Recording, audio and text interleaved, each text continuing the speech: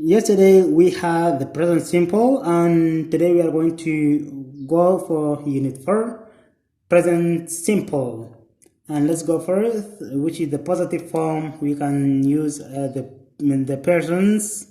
I, we, you, they. You can say start without adding s at 6:30. And when we come to he, she, is, we can say starts with an s. And this, you have already known in unit 3. Yesterday we talked about how you can add s and how you can add es, and you know their places. Negative form, I don't start at 6:30. And do and does, you know how to, when when you can use do, when you can use does. We use do with I, you, we, they, and we can use does with he, she, and it. When we add do or does, when we add does, we cannot say starts because the does which is already had. And this is this in unit 3, which we already passed, or which we already talked about. And this is the questions: when do I start? When does she start? When does it start? And these are yes or no questions. And you can say, do you have a camera? You can say, if you have, you can say yes, I do. If you don't have, you can say no, I don't. And does he likes Chinese food? Yes, he does. Yes, it does.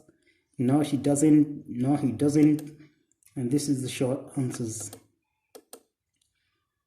Adverbs of frequency. We have these adverbs usually comes before the main verb. For example, these are the adverbs of frequency. For example, she never eats meat. I usually go to bed at about 10 a.m. or p.m. whatever, 10 p.m. right? It's going to be 10 a.m. 10 p.m. Sometimes and usually can also come at the beginning or at the end of a sentences. Example: sometimes we play cards. Usually I walk to school.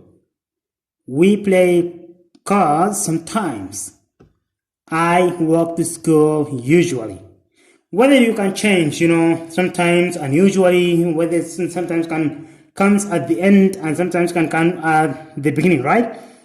The first two sentences, we have sometimes we play cards. This sometimes comes at the beginning of the sentence, right? And usually also, I walk to school. It comes at the beginning of the sentence, right? But when we go to the other parts, like this one here, we have this one is it comes sometimes and usually comes at the end of the sentence, right? For example, you can say we play cards sometimes. I walk to school usually. And here it comes at the beginning of the sentence. And so that he says that, and number 2 says that sometimes and usually can also comes at the beginning or at the end of the sentence. I hope that it gets clear. Number 3, never and always can't come at the beginning of or at the beginning or at the end of the sentences. Let's see an example.